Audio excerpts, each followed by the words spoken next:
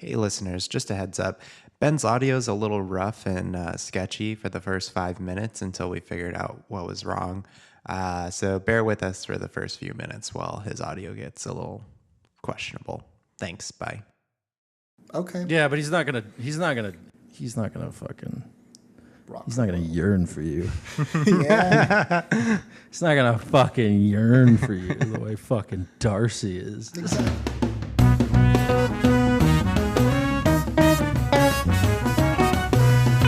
Hello, everyone, and welcome to yet another episode of Blockbuster, where three dudes talk about movies that we like and sometimes don't like. My name is Ben, and I am one of your three hosts. My name is Lucas, and I am another one of your hosts. Fuck Ice.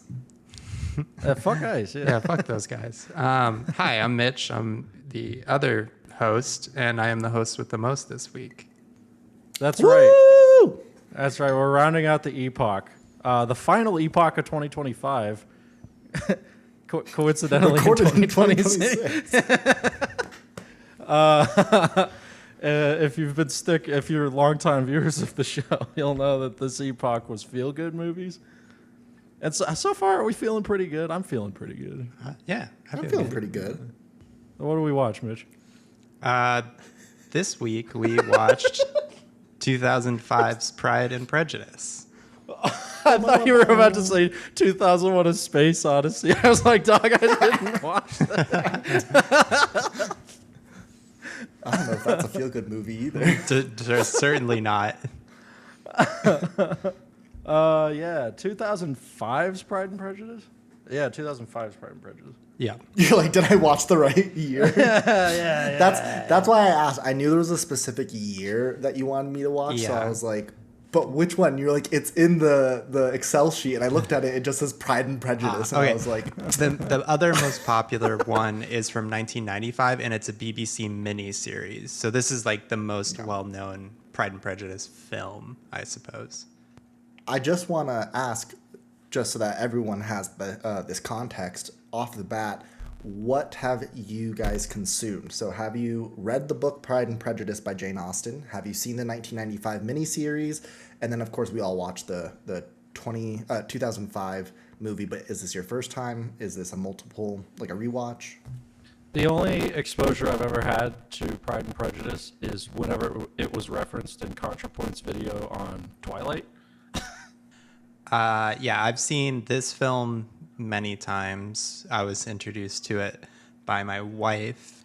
I've listened to most of the audiobook, but I did it while I was traveling, and I never finished the audiobook of it. And then I've seen other adaptations as well. Fire Island, Pride and Prejudice and Zombies.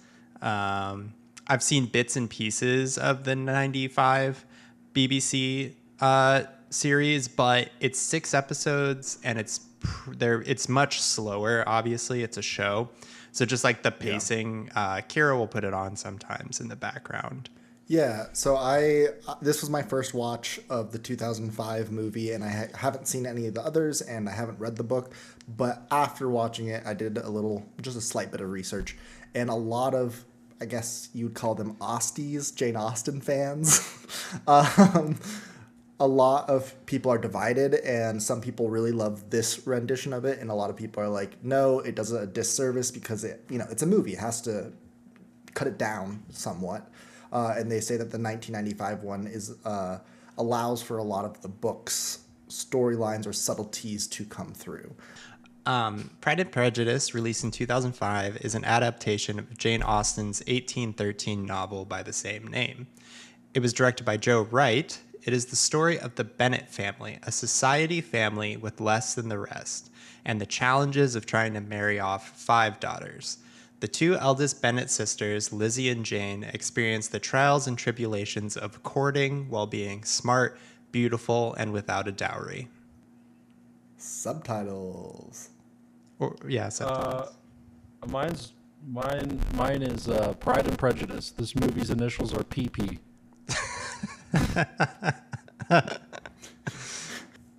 My subtitle is Pride and Prejudice. What if a relationship was more than about finding reliable housing?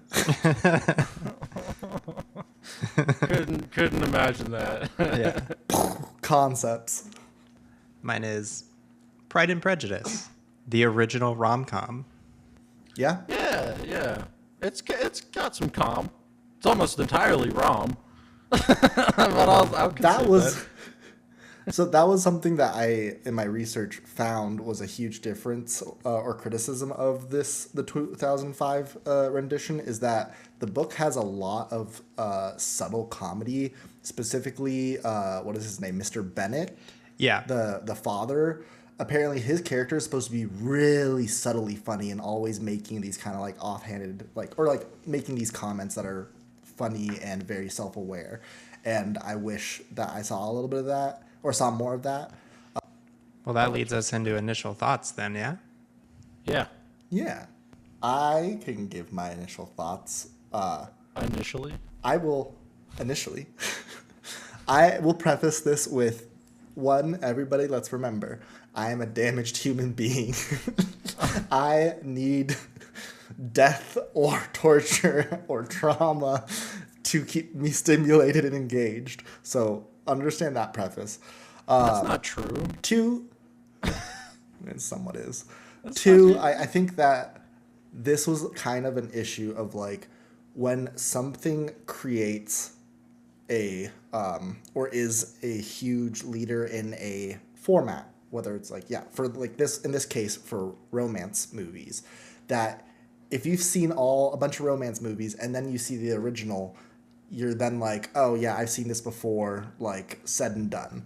I think that was kind of my issue, not seeing it when it first came out, or reading the book when it first came out, when I was first born. Yeah.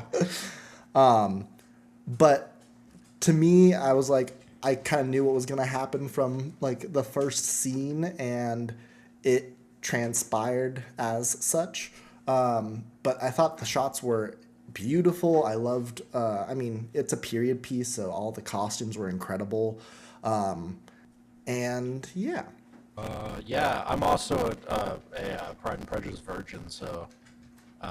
But my experience with the movie was excellent. I really enjoyed the fuck out of it. I don't think I'm going to be able to add anything worthy to the discourse of this story. Because it's fucking Pride and Prejudice. It came out in 1813 and people still love it. Where were we? Fuck. Okay. Fuck. Well, we were about Just to finish subtitles. Yeah, we and just initial did thoughts. finish subtitles and we're doing initial thoughts. I haven't done mine. I think I came to this movie very late. I was introduced to it through my wife Kira and her love of Jane Austen, and it was just really infectious in that way. So I chose this as a feel-good movie in part because it's something I get to share with her, but also I think it's genuinely funny, it's witty, and I think it rewards multiple rewatches, 'cause especially if you've like me, have like listened to the book or seen other adaptations, you get to see interesting characterization. That's my initial thoughts. So for this episode, we're mixing things up again, and we're going to do kind of the interview style format. So instead of breaking the film down scene by scene, I have some talking points, and we're just going to kind of flow from there. And if the question falls flat, we can move on to the next one. So the first thing I wanted to talk about and look at was the Bennet family, our sort of protagonists of the film. For context, there's 5 daughters. The most important 3 are Jane, Lizzie, and Lydia. But the other 2, Mary and Kitty, are also important, but they play a much smaller role in the story. We also have Mr. and Mrs. Bennet, who the matriarch and patriarch of the family, who create a very complex and eccentric dynamic, I'll say. Do you guys have any thoughts about the Bennets? I say Mrs. Bennet is like hilarious, and I feel like for the time very typical of just like her focus is getting her children married off, and it comes from a place of like caring and wanting her kids to have a good roof over their head, and like a good future. But but it's just hilarious. Like there's one point, and tell me if I'm skipping too far ahead, but Lydia gets not kidnapped, but she runs off with Mr. Wickham, I believe, and the Mrs. Bennet is inconsolable. She's in the bed. She's crying. She's like, how could she do this to us, to our family? She's gonna ruin the family. And then they get news that they have eloped and gotten married, and she just like immediately jumps out of bed and she's like, I have a daughter who got married, like finally, oh my gosh, I have to get ready for to prepare for things. And like she's very, very funny. And the performance of the actor, Brenda Bethlin. Yes, Brenda Bethlin just sold it. She did a wonderful job with that character and with her role. And then, yeah, Mr. Bennet, what I said before about his character in the book being a little more, there was more subtle humor. I really wish I could see that, but you see it a little bit over the movie, and, you see his sweet side where they're trying to marry off their daughter to Mr. Bingley? Darcy or Mr. Oh, No. Mr. Collins. The cringy one. Oh, Collins. Mr. Collins, yes. And he's like, your mother will never speak to you if you don't marry him, and I will never speak to you if you do. And it's like he's he wants the best for his daughters, even if it's not conventional to the time. Very ahead of his time about caring about the happiness of his daughters, not just the long-term security and like social status of his daughters. Yeah, so I think I had a sweet place for him. Yeah, he's fucking awesome. Yeah, he's a pro girl I think dad. the Bennett family in total has a really interesting relationship to status, because it's an inevitability. They all care about it, like to some degree. Like it's a fundamental part of Elizabeth, the main character's personality, that she doesn't. It's not a priority for her the same way it is for like her mother. I mean, in a way, you kind of get like a bunch of different like perspectives on what romance is from all the daughters. You have Jane, played by Rosamund Pike, who, oh my God, this is such a star-studded fucking cast. Rosamund Pike does Wide Eyes so well. Yeah. And there's like this camaraderie amongst them all, even though they all have different priorities. Jane and Lizzie seem to be mostly on the same page, but Jane is a little bit more, I guess, passive. Like she expects things to proceed traditionally.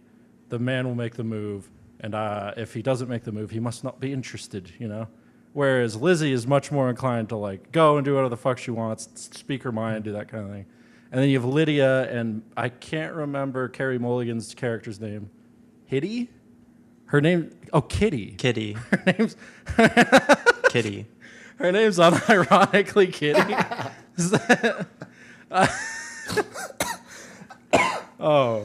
I think it's short for Katrina. Yeah, well, or like they Catherine. encapsulate sort of like the fun, cooperative competition of love. Yeah, because they're always like trying to show each other up, flirting with the same people, getting in each other's faces. And then you have Mary, who's like the goth kid. Who's always like in the corner and talks about how much she hates ballrooms and dancing and stuff. Yeah, doesn't she? At one point, she's like, "Isn't it better to just like go on a hike than see like a beautiful mansion?" Yeah, that's She has some line about that. Like have conversation versus dancing, and I think it's Jane is like, yeah, but how boring would that be? they all have different attitudes towards love, different personalities and preferences and stuff, but they're all still sort of not enslaved, but like engrossed. Not engrossed. They're like captured by. They're captured by the inevitabilities of certain things, like status, Yeah, like there's this thing called a glass ceiling that they can't Right, break through. And there's So a they have to feeling be that like married off. that even through all this camaraderie and all this conflict and all this bullshit, there is like at the center of it love, and it it is universal amongst all who like indulge in it. And I think that's really interesting how they characterize that through the family. Yeah. Even the mom and the dad. They do love each other. Mr. Bennett is maybe a little downtrodden and worn down by this like gaggle of ladies around him, and he, keeps his comments quiet. But he's probably the most like Lizzie in a lot of ways. Like you feel his wit, and he's not afraid to joust with words, which is very much more in the book. But I think Donald Sutherland does a good job in the moments where he gets to shine. And he plays a pole, like a pole, not a polar opposite, but a like antipole, antipole. I think that's how you pronounce it. An antipole to the mother's character. The mother is obsessed with status and is constantly, like Lucas said, she pops up out of bed and immediately forgets that her daughter was kidnapped when she finds out that it was okay because she got married. Versus the father who told, they say it like on the nose on that scene where they're out by the lake, and he's like, if you don't marry Mr. Collins, your mother will never talk to you. If you do marry him, I'll never talk to you. They represent the two attitudes of love during that time. Yeah. I'll also say with as a person in 2026, or we're saying this is for 2025, as a modern person looking at relationship dynamics in England at this time in the what is it set in the 1700s? Well, it's like contemporary to Jane Austen, so it would be early 1800s. Okay. 1813. 1800s. Okay.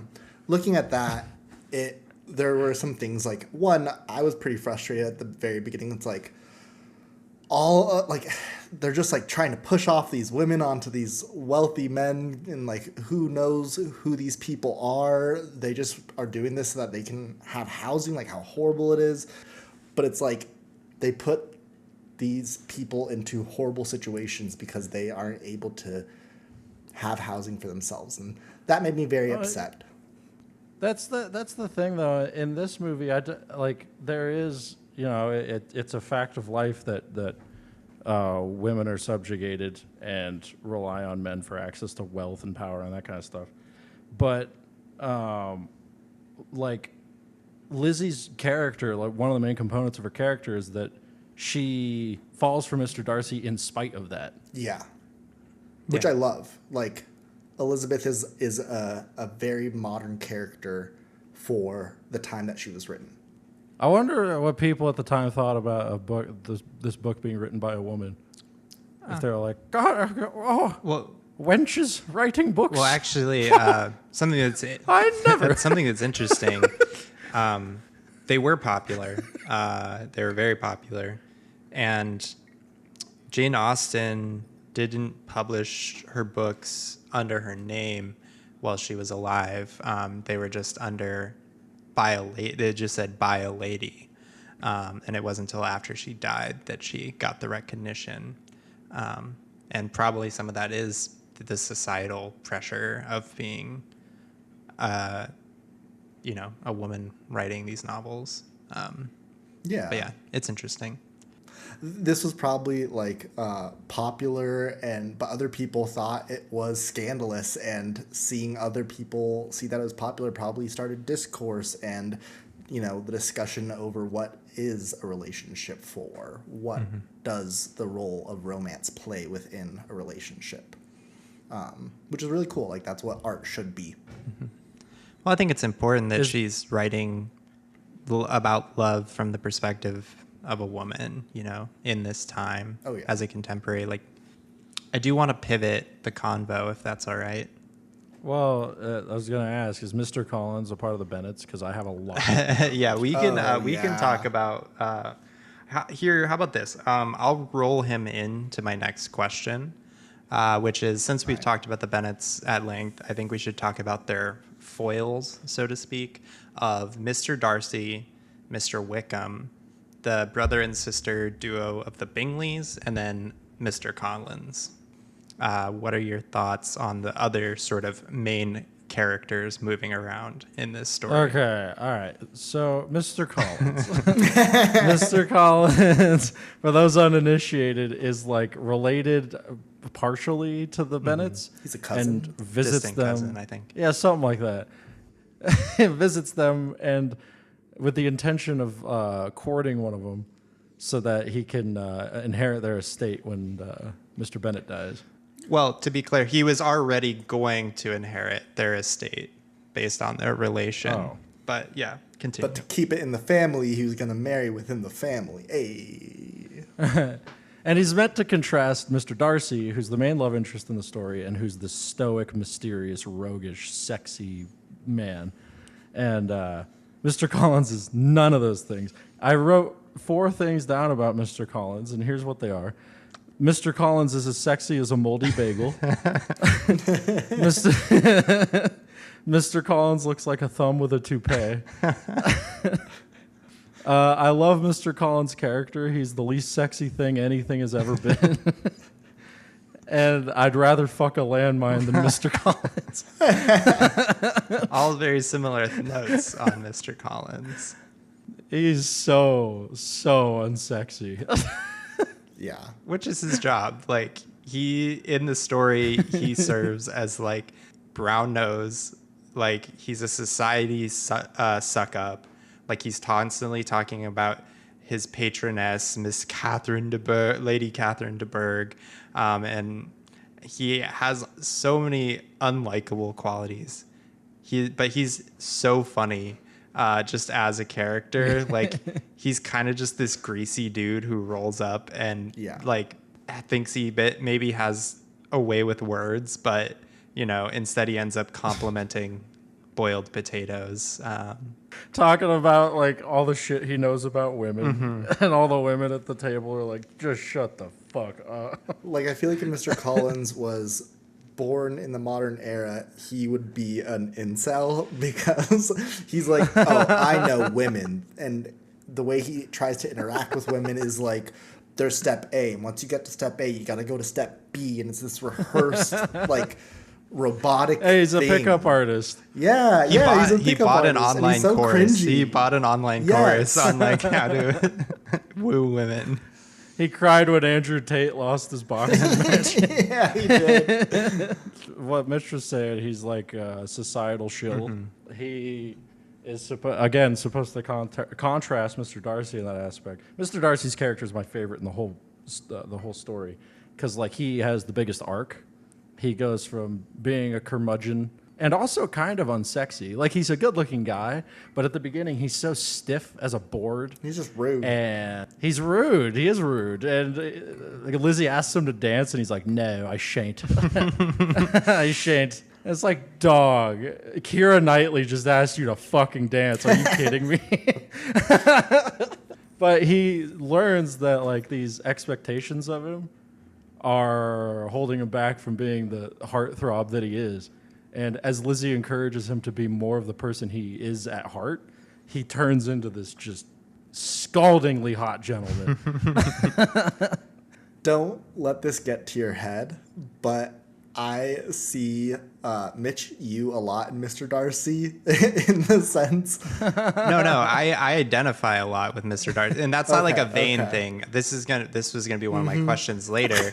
Was like, do you identify with anyone? It's more, he's bad at parties. Like, you see him, and he's at these social engagements that he was like born for in a way, but he's crawling out of his skin. He doesn't know how to talk. Yeah. He's like got no chat. He's got no riz. He's got zero riz. But he's also like somebody that is him and Lizzie have a conversation about essentially like trust, and he's like, I'm all in or all out. Like, if you break my, I don't think the specific word was trust, but if you break my trust once, then like I am out fully. And I feel like that's you. You're an all in, all out sort of dude. I think also during Mr. Darcy's introduction, there's a cool bit of framing. The shots that all have Keira Knightley, she's framed as a face in a crowd, visually, compositionally indistinguishable from the rest of her sisters. I mean, obviously, you point her out, it's Keira Knightley, you know, but they're, she isn't emphasized by the frame at all, right? Whereas when Mr. Darcy shows up, everybody shuts the fuck up.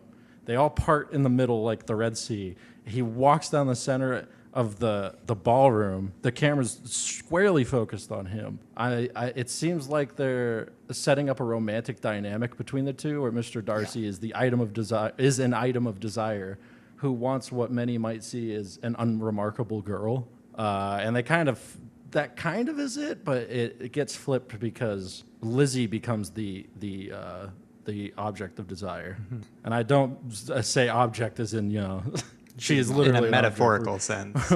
We're talking narratively here.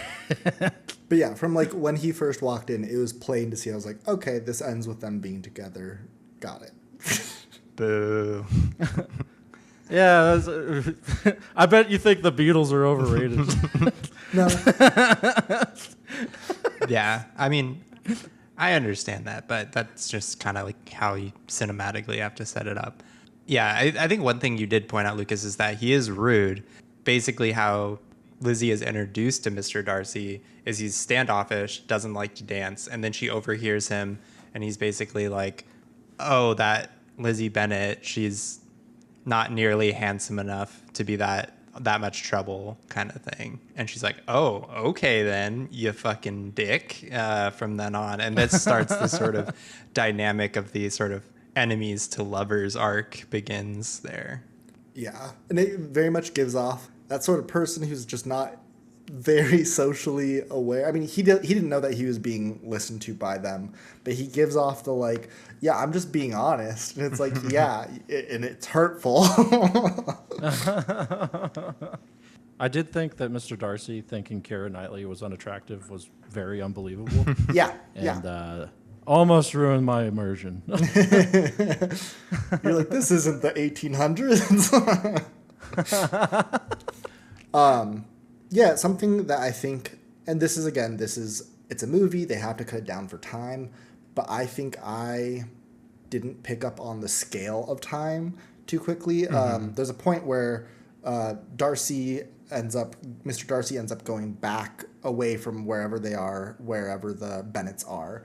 And, you know, it's this big, horrible thing where Jane is really upset, Lizzie is upset, they're both kind of like, I loved this person, and how could they leave?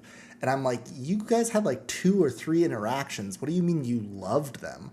But when they're walking back from like the market with Mr. Wickham, Mr. Wickham asks, how long has Mr. Darcy been around? And they're like, oh yeah, Mr. Darcy's been here for a couple months.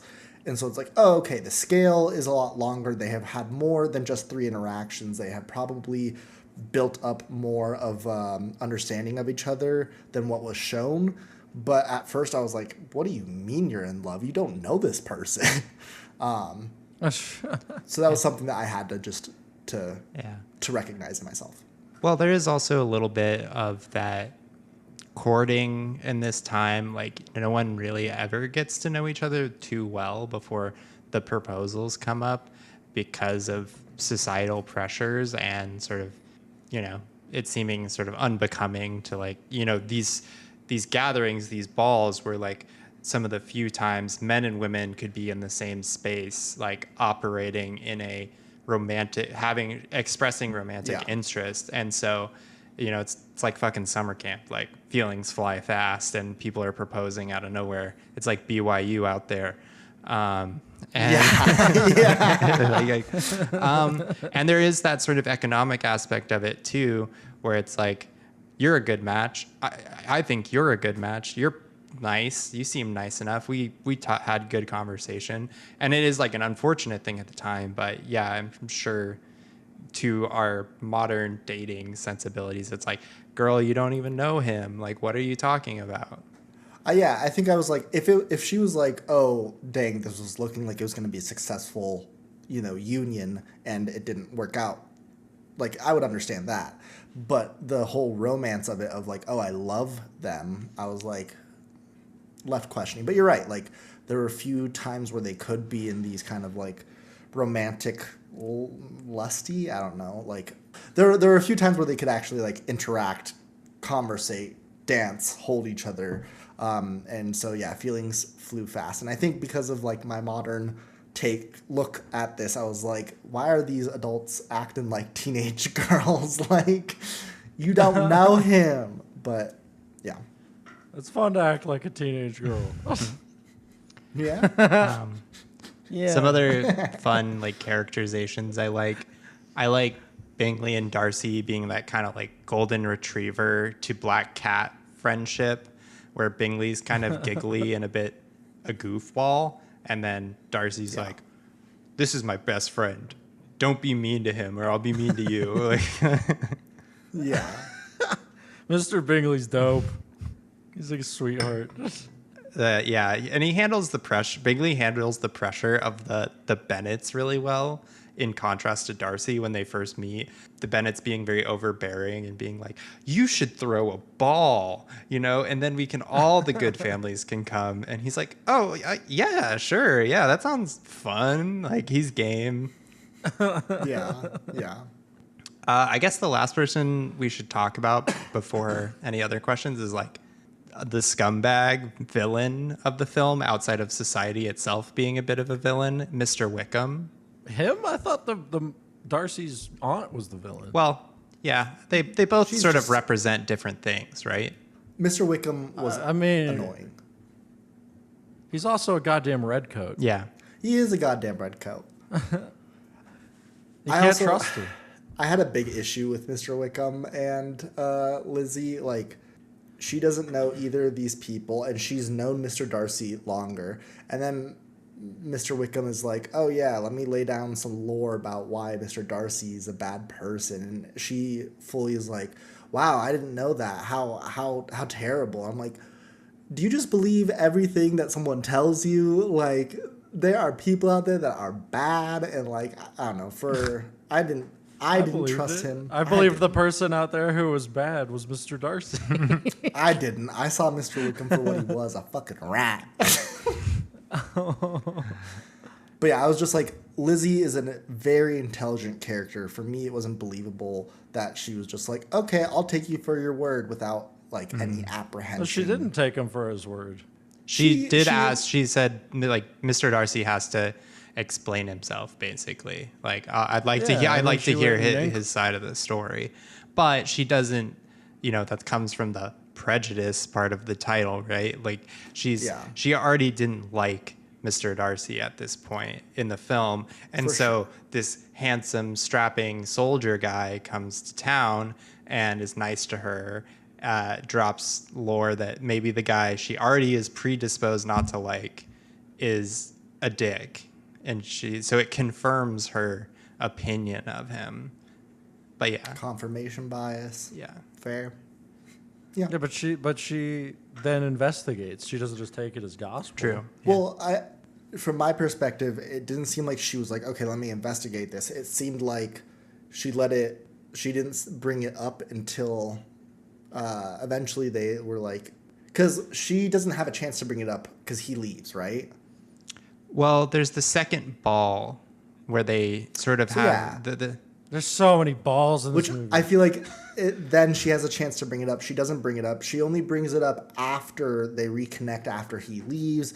They're already upset. I think she brings it up in that scene where, like, the famous scene where it's raining and they're, like, professing their love for each other. No. But she's like, no? No, she brings it up. No, she does. No, she brings it up at the ball. She and Darcy are dancing together, and she talks about, like, basically is like implying that they don't directly talk about it, but it's all subtext. Like, their conversation is about Wickham, but what she's upset about in the rain later is when Mr. Darcy broke up Jane and. Yes. And But she also brings up Mr. Wickham. Yes. I think what happens is in the ball she it's subtext in the conversation, but they don't directly address it. And then in the rain, she directly addresses it because she's like, "Oh yeah, well here's other proof that you're a dick." yeah. And then he writes her a letter. Explaining, You're right. Here's why Mr. Wickham is a fucking piece of shit. And like that could be of the time where it's like it's not polite to bring up this, like, be direct in a ball, like, let me just subtly bring it up and hope that the conversation leads to this. But I don't know, to me, I was like, one, it didn't, to me, I wanted Lizzie to be more questioning about Mr. Wickham's perspective, and then two, I want her to be more direct and be like, She was. just from my perspective, that's something to me that I took issue with. But I think she does. She's like a big part of this movie, and maybe I'm just biased because, again, the only experience I had with this movie was ContraPoint's video on Twilight, where it's mostly about desire, that video. And I was watching it very much through the lens of desire. And I think the movie is extremely self-aware of that, because I think it's encapsulated really well by that one scene where she goes to Mr. Darcy's house after the fact, after they're like split in the rain, and there's that gallery of opulent nude statues. yeah, There's this massive wealth on display, but the thing that's catching Lizzie's eye and the camera's eye is the beauty, the detail, and the muscles and the butt cheeks and all that kind of stuff. yeah, That desire, that just pure raw desire that draws them together, keeps Lizzie from prying more in the beginning than I think she would. yeah. Yeah, if I could redo the subtitle for this, I'd say Pride and Prejudice, Yearning, the movie. Yeah. Yeah, So much Yeah. yearning. Oh. I'm a big yearning enjoyer. Like Wong Kar-wai is my favorite director, and all his movies are really about the yearning. Like, love is always unsatisfied in his movies, and they're bittersweet. So this is like a candy treat comparative to that. Like, the yearning is fulfilled in the end, which is part of the sort of comfort watchability, is like through the trials and tribulations, Lizzie and Darcy figure out their difference, like sort their differences, and the circumstances. I think this would be maybe a good time to talk about, because we were talking a little bit about Wickham, but we didn't really go into detail about what made Wickham such a scumbag. So I'd like to talk about the pressures and challenges women faced in the film in contrast to the men of the film and in this time period. Wait, so your question was kind of like the struggles that women faced during that time period through the lens of Mr. Wickham? Is that what Well, just talking about, like, when we're looking at this courting exercise that the Bennett sisters are going through, right? Like, their societal context is so different than the men who have so much power in these propositions. Like, obviously the woman can turn them down, but I think the one thing, like one character who maybe shows this in an interesting way is Lizzie's friend Charlotte.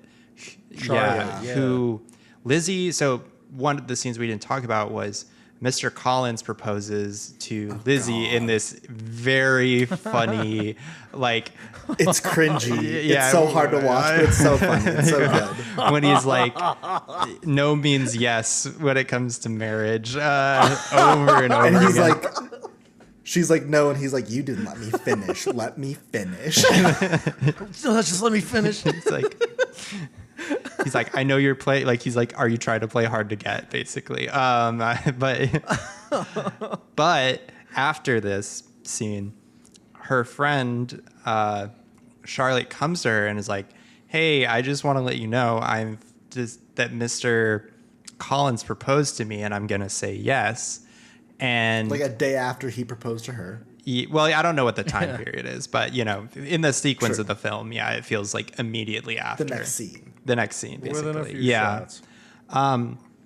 And Charlotte kind of chastises Lizzie, and she says, like, don't judge me. I'm 27, which, whoa, crazy, super old. super, God. Wild. but no, go ahead. Oh, what? There's a famous TikTok audio that came out of this movie. It's I'm 27. I am already a burden to my parents. I have no prospects. I'm scared. And people put that audio over their like 27th birthday. Yeah. And they're like, I'm scared, I'm alone, I have no prospects. And like that's iconic. Just the contrast to what society is like nowadays. Yeah. But Charlotte chooses is very pragmatic, and that's how a lot of marriages in this time were. And what kind of sets Jane and Lizzie apart in this story in their time, and what made it so revolutionary, I guess, is that they're actually trying to marry for love when the societal pressure is telling them, here's your cousin, this keeps the house in the family, and you'll have a comfortable life. Keeps more than the house in the family. Yeah. I have Family I have tree is a an answer circle. to this. Yeah. It's an Ouroboros giving itself a blowjob. No, yeah, I think what you see is like for the women in this movie, the struggle is their area of operation is a smaller box. It is more contained. Like, sure, there is this possibility of marrying up into a higher social status and a higher social strata and opportunity there, but like they can't independently do that. They also, yes, that is a possibility that is part of like quote unquote the game they are playing, but the risk that they have is a lack of housing, a lack of food, and their timeline on this is so short. Like she said, she's 27. She's like, I'm already an old spinster, or like in society considered, almost too old to marry. Like, this is my last opportunity. Meanwhile, the men in this, in this movie, like Mr. Darcy, he's not so worried about getting married. He is kind of like taking his time doing him. And yes, there is a risk of like societal ostracization for not having a wife, but they will not have to worry about having housing or food or security in that sense. So it's like they're playing on two different fields. That's addressed in a really cinematic way during that scene where Lizzie walks over to Darcy's residence and Mr. Bingley's residence to see Jane, who's sick, and Darcy's sister, or Bingley. not sister, that other Bingley's girl. sister, Bingley's Mrs. Bingley, Ms. Bingley. Love her. Yeah. Okay, yeah, well, we got there. She is elegant and regal and hot and very much like with it, She knows how to play the game. She knows how the game works. And Mr. Darcy's sitting at the desk writing, and Lizzie's sitting on the couch talking to Bingley. And they're talking about, the nature of men and women. And Mr. Bingley's sister takes Lizzie's hand, picks her up, and they go gallivanting around the room. I love that scene. She's like, will you take a walk around the room with me? Like, the fuck? From a modern perspective, a walk around the room? I know, but it's interesting because that scene encapsulates a lot of the themes that we're talking about here. Because not only does it show the dynamic between men and women that the movie understands, where they ask Darcy to walk with them, and Darcy says, well, there's one of two things you're trying to do. You're either trying to conspire, in which case I don't need to be there to hear it, or you're trying to flaunt your figures the way that women do, because women be flaunting, and in which case I can watch perfectly well from here. And it's like, oh, okay, so he knows how to play the game. He's just, he doesn't know how to fall in love. And Lizzie's trying. The Bingley's sister is trying to introduce Lizzie to how to play the game. This is what you do. You strut your stuff. You catch the eyes. This is how you do it. But there's also the financial dynamic. She's like, take a look around this room. Isn't it such a beautiful room? And I forget what Lizzie says, but she's essentially like, it's all right. It's fine. I do love how uninterested Lizzie is in playing the game, or how she has fun with it and just kind of memes. Well,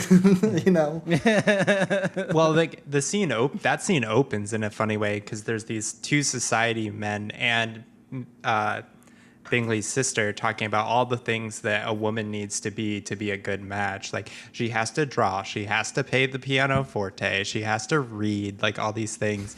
And Lizzie's like, Oh, I'm not surprised you've never met a match. Like, I'm surprised there's any women who meet that description. And to like speak to the different levels that they're operating at, men and women at this time period, like the Bennets are posed as this poor family, and if you really think about it, they're not. Like, they are in a tricky situation where they're about to lose their claim to the estate, but this is a family that lives on an estate where they have people working for them. They have people that are like taking care of the barn and the animals. Like, this is not somebody who is taking care of the animals. And so the difficulty that the Bennets have trying to find a husband, trying to find good prospects for the future, you have to imagine the multiplied challenge that would be for somebody of a much lower status. Just to bring a little class analysis into Or this. in a way, they almost have it the awkwardest because they're middle class. Like, they can't marry down, but they're unlikely to marry up, and they don't have the financial situation, you know. So they're very much the middle class, right?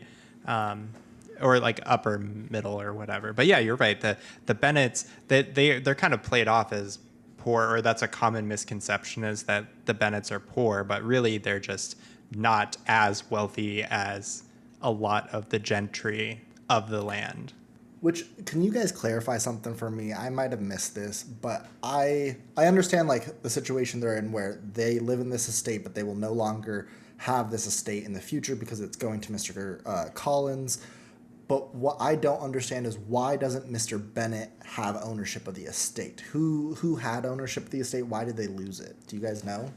They do own the estate, but because of his like poor financial planning, is he always thought he'd have a son to take over the management of the land, and so that never happened. So he was left with a position where, when he died, the only way to keep it in the family is to give it to Mr. Darcy, or not Mr. Darcy. I mean Mr. Collins. That's like Yeah, the it goes idea. to the firstborn Male relative, then the closest male inheritor. So yeah, it's not so much that they're poor, it's just that Mr. Bennet didn't really plan to have 5 daughters. And society doesn't treat women as being able to own property Yeah. or have their own bank accounts. And Yeah. Okay, that makes sense. I thought that Mr. Bennet had a son that died or something, and I was like, why doesn't Mr. Bennet then get it? But he has it. It's just he's old and don't know how long he has. That makes sense. The other sort of coming back around to the whole question is the Wickham Lydia situation also paints the dichotomy in a different way of men and women, where Mr. Wickham just basically gets to be a piece of shit free and clear for the most part, where Lydia's decision to run off with him poses a threat, an existential threat to her entire family, being viewed as, floozy or whatever. Yeah, it's like Mr. Wickham isn't going to have that view, but the Bennet family will. And it stood out to me so clearly when Elizabeth is reading that letter. They say, we have to go back before the entire family's reputation is ruined. And it's like, how, and it makes sense. It's historical and it's accurate that would affect the entire family. But how the hell is this affecting the entire family of Mr. Wickham? Like, yeah, maybe there's a little scandal around him doing this, but it's not going to be as bad for him and his family. Yeah, well, Mr. Wickham's the lobster back. Yeah, he's a little bitch. His family is the crown. We don't give a shit about him. Fuck that guy. USA. You want some tea? I'm just kidding. And then I know we already talked about her, but Caroline Bingley, I liked her character a lot. She was fun. She was just Caroline. her family is very wealthy. Her brother is very wealthy. She is sitting pretty. I don't know if she's married or not, but it seems like she's just sitting pretty. And so she's like, I'm just going to start some shit and see what happens. And I loved that vibe. That is something that is missed in the book, is Ms. Bingley sort of views Darcy as hers. Like she feels like it's her right to like this kind of dream that her brother will marry Darcy's sister and she'll marry Darcy and it all will work out for her. And that because she's a much more minor character in the film, you don't get so much that her shade throwing at Lizzie is directed to point out her inadequacies and say, hey, this isn't a good match when I'm standing right here, Mr. Darcy. Okay, that's what Judi Dench was going on about. I was like, who is this person that is being, like, they're coupled up already? Like, I didn't understand that. That makes sense. Judi Dench is like, nope, my daughter's going to be married off. That's another daughter. That's actually Darcy. A different, that's actually, she's referring that's to different? That's a whole different, like, because, he's the... There's so many fucking daughters. Judi Dench, Lady Catherine de Bourgh. Yeah. She's not... De Beauvoir. She's not the mother of Caroline Bingley and Mr. Bingley? No. She's the aunt of Mr. Darcy, and she has a daughter who she's in one scene and she has no lines when Lizzie first meets... When Lizzie first meets Miss de Bourgh, Lady de Bourgh, she's sitting there. She walks in and she's like, and this is my daughter. Yeah. Oh, She always envisioned her marrying Darcy, which, first cousins, but, nobility be doing that. Yeah. Well, you gotta keep those genes in the family. No, you don't. That's bad. Look at the Habsburgs, y'all.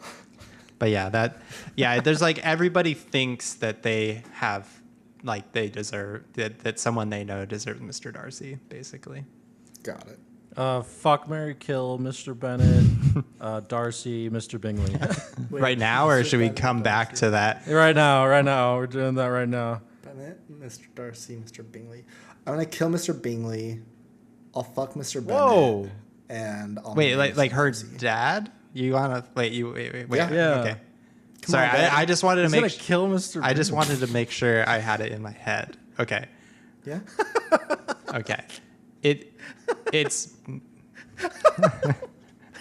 Surprise answer. I don't know. Mary. It's Fuck, tough. Michael. Throwing in Mr. Bennett in there is like a real wrench in the works there, because it's like you're gonna kill Mr. Bennett because you're ageist. I'm just. Well, he's gonna die anyway. But he's great. Like, So one last fuck. yeah, you fuck Good little Darcy, send-off. right? You gotta fuck Darcy. No, I'm You married. marry Darcy. Yeah. Okay. Well, okay. Mine are fuck Darcy, marry Bingley, and be very sad about killing Mr. Bennett, because I love Mr. Bennett. Old Yeller, Mr. Bennett. No. Mitch's is pillowing Mr. Bennett. Shush. This will be quiet and calm. What about you, Ben? Marry Mr. Darcy. Hell yeah. Fuck Mr. Bingley. That's the thing. I don't want to fuck Mr. Bingley and I don't want to kill Mr. Bennett, but I really want to marry Mr. Darcy. I agree. The thing for me about Mr. Bingley, and I don't know, maybe this would have been different if I read the book, but Mr. Bingley seemed like he was a shy boy. Him and Jane got along. I liked them together. They were cute. But to me, Mr. Bingley didn't leave an impression on me. Yeah, he's pretty light. I was just like, okay. As a character. He's cute and he's rich. Good for him. Okay. Yeah, but he's not gonna fucking. He's not gonna yearn for you. Yeah. He's not gonna fucking yearn for you the way fucking Darcy is. Exactly. Since we're on this topic, I guess my next question will be: were there any characters or scenes that like really you identified with? You're like, oh, this is me. Like, dude, or I feel this. Dude, that scene after I don't think it's after the rainy scene. I think it's after the one where, yes, Mr. Darcy leaves Lizzie that note after their talk and says, I must go now, and leaves. And he gets on his black horse and he rides through the forest. That shit had the same energy as like a late night post breakup motorcycle ride through the city. I was like, I felt like Mr. Darcy there. But with you, it's a bicycle. You broke up and then just Yeah. like pedaled off. Just pedal really hard. I think for me, the scene that I resonated the most with was that scene of Lizzie going to the lake with her mom being like, please tell to Mr. Bennett, please tell her that she's crazy. And then he says the famous line of like, if you marry him, your mom will never talk, or if you don't marry him, your mom will never talk to you. If you marry him, I will never talk to you. Just having like this pressure and expectations and you fighting so hard and knowing it's going to hurt those close to you to go against that, but to follow your own heart and your own dreams, then having one parent that's kind of like, you know what, I see you. And like that is powerful and I see myself in. And like, again, I think my favorite character, or I don't know if I said this, so not again, but my favorite character in all this is Lizzie. Like, she's intelligent, she is going against the norms, and she's being risky-bisky, but it works out for her in the end, and it's really cool to see somebody follow their heart against so many odds and so much pressure. There's like quite a few scenes for me. One we haven't talked about since we've talked about Mr. Darcy's social awkwardness so much. The other scenes that I really like is at the first ball, Lizzie being embarrassed by her entire family one by one, except for Jane. Oh, yeah. Them just being completely out of pocket, like a little drunk. My dad is a pretty bombastic guy, and I'm like a pretty shy, more quiet guy. So at my wedding, for instance, my dad, he was too drunk and the lighting was poor, so he prepared like his father of the groom speech, but he couldn't read it and he was a little drunk, so he like fucking ad-libbed it, and he did an okay job, but it was pretty rough. And I just like I think everyone can identify with like having a family member, especially a parent, doing something really embarrassing, and you're like, Mom, not in front of my friends. Yeah. I am curious, how much of that do you think was him being a little tipsy or drunk, and how much of it was him being an older gentleman who couldn't read in the low both. light? It's absolutely both. Like 100%. Yeah. I think he thought he nailed it for sure. Like he thought he stuck the landing.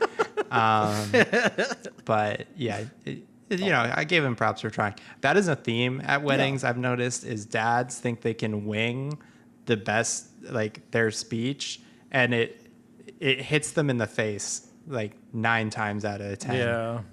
There's a lot of scenes that I relate in this movie too, because I'm a sucker for romances. I was corrupted by 500 Days of Summer back in my early adult years, and it ruined my fucking life. I really like the scene where Darcy hypes up Bingley. Yeah. After Yeah. after he tells him, like after they've broken up, Bingley and Jane, they go back to say hi, and he doesn't say what he's supposed to, and you get this hilariously modern like montage of Bingley by the lake trying to fucking hype himself up, and Darcy's just there for him. Because they great. go to his house, and like Darcy's there as a friend to support him to propose to Jane, and then Bingley just chickens out, and they're like, nice to see you, bye. And then like 2 seconds later is like, I'm back again. That's a great, that is a great scene. There's that scene where Lizzie's always very like put together and steadfast in the bullshit she has to deal with, and she talks to Jane about it, and Jane says, like later on in the movie, and Jane talks about how she's okay with the fact that Mr. Bingley has left and she's comfortable with it now, and Lizzie clearly isn't comfortable with the fact that Mr. Darcy's not in her life anymore, or seemingly, but she's keeping it together. And then something else happens. I think it's the scene where Darcy's aunt shows up, and you think it's going to be Darcy, but it's actually her, and it's just one more nail in the proverbial coffin. Yeah. And after their talk, she starts going upstairs, and her family, who canonically listen to every conversation through the door, have heard everything.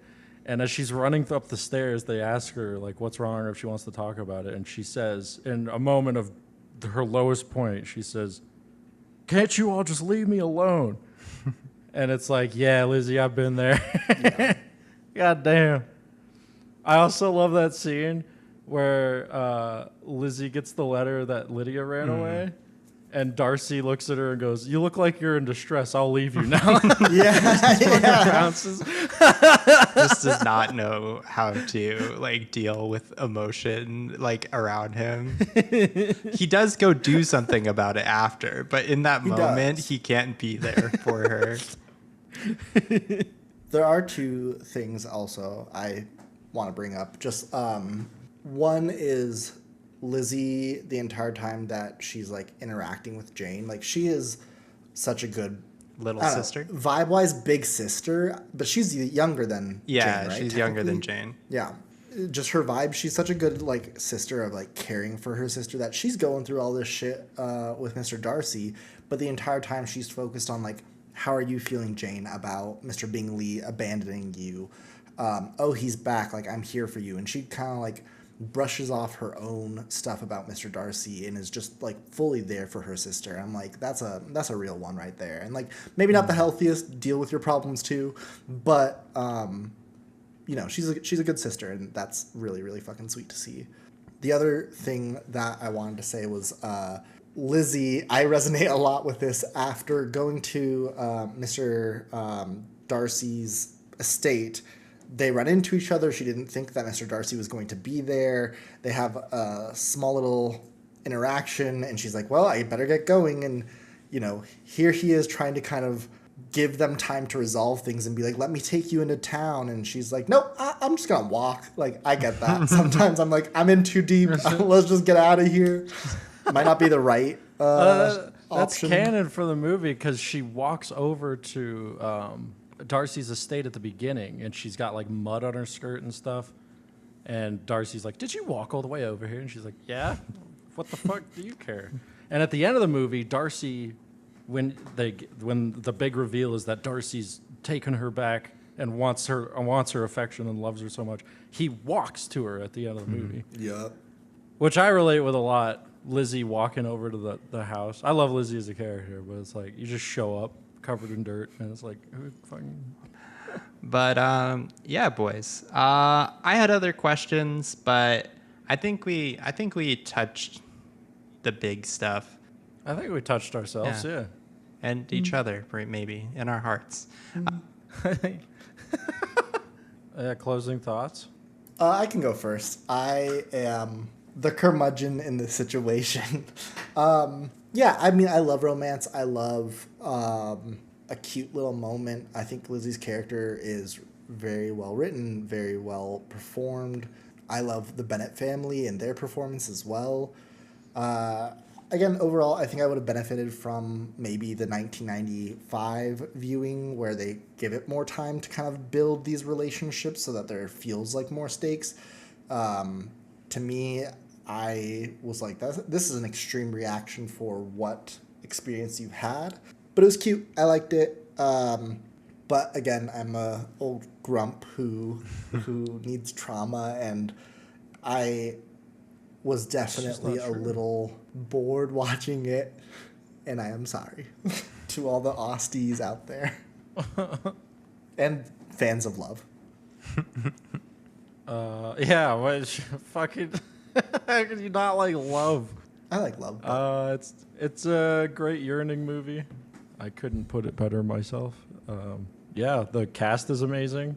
Huge props to the fucking performances and lighting in this movie. Absolutely fantastic, like world class performances and shit. It's definitely more of a theatrical. Leans more theatrical than photographical in terms of its cinema qualities. But yeah, I like that a lot. I think it fits the bill. I was enraptured by that scene in the rain. God damn. I didn't realize my fucking mouth was open until it was over. I was like, oh, oh my God. Just a gate. If they just didn't touch that goddamn zoom button, It'd be perfect. The ending's a little weird. Should have just ended it in the field. I think people want to see the kiss. I think that's part of it. Yeah, I love this movie. I think it's great. It's definitely just something for me to throw on. I enjoy. I also like its many other iterations. If you haven't watched this one and you think maybe a period piece is a bit too much for you, I would say try Fire Island. Or if you need something a little more zany, Pride and Prejudice and Zombies is also great. It actually has some really great... because Pride and Prejudice and Zombies is basically like so much of the dialogue is just pulled straight out of the book, but then there's random zombie shit happening as well. Yeah, I love it. So, ratings out of 10. This is an 8 for me. I love this film. I think it's notable and it's high quality.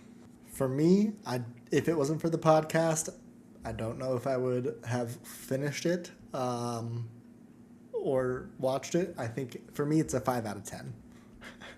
It's a strong 8. It sort of creeps into 9 territory for me. It's very, very good. I enjoyed the fuck out of it. Hell yeah. Okay. It is time for a segment of this podcast where we scour the hoises and we go searching, spelunking, and skadoodling for the craziest, kookiest, most unhinged reviews that we can find of the movie that we just watched and talked about. I'd like. Who wants to go first? Okay. I can be the filling and the sandwich, Ben, if you want to go. All right, I'll go first. Mine's not great. Mine comes from user Habibi Hakim from Metacritic. I gave it a 4 out of 10 and said, "It's a gloriously and beautifully looking film. Dario Marianelli score was amazing. But Pride and Prejudice is just a back and forth stupidity. I mean, come on, this whole relationship story just doesn't make any sense. And I'm pretty sure people know it, and they just didn't give a damn. It's hard to review this movie for me because my complaint is way too much just for one person, then the other person, and it basically will spoil everything. But mainly what my real problem with this movie is just how dumb and stupid these people are. Pride and Prejudice, it's a nonsense film. It's ridiculously stupid, and it doesn't work for me as a movie. As a novel itself, maybe." Maybe. Jury's out for Habibi Hakim. He thinks it's really stupid. I couldn't tell. All right. This comes from Letterboxd user Jay Cookstein. They gave it half a star out of 5. As much as I might try to forget, the memory of witnessing this monstrosity will never leave the dark recesses of my psyche. This is the cinematic equivalent of having your fingernails slowly pried loose and the open wounds are stuffed with fecal matter. Oh my God. This pushed me to my limit. It made me think harmful thoughts that I wish to never think again. All involved must be punished for their crimes. All copies must be destroyed. Only then may we begin to heal. Damn, I love that. I will say I did see a lot of funny ones where it was like, I was lied to, where are the zombies? But my unhinged review comes from a user named Jem from Letterboxd. Mexican beans greater than British beans any day. Sorry, white women of America. Yet again, the melanin was too strong to let the sexual repression in. What kind of quote-unquote stolen glances were those anyway? The hand carriage scene? Come on, do better. There was more sexual tension during Bible study. I need a divorced 45-year-old woman to look over the script and cinematography and make it borderline pornographic.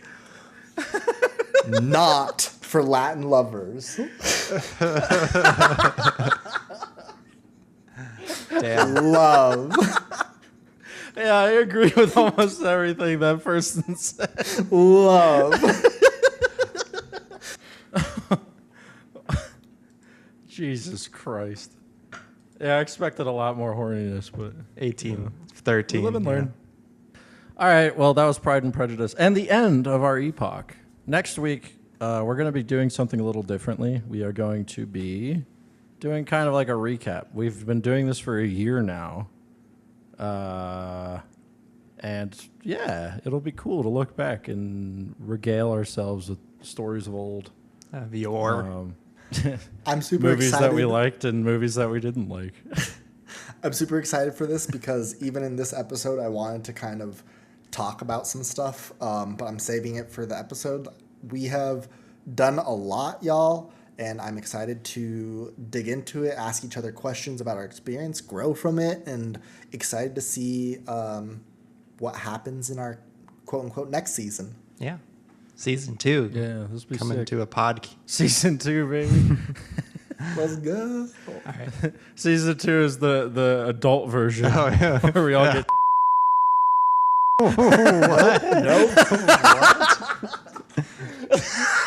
Well, dear listeners, it's been a pleasure having you here tonight.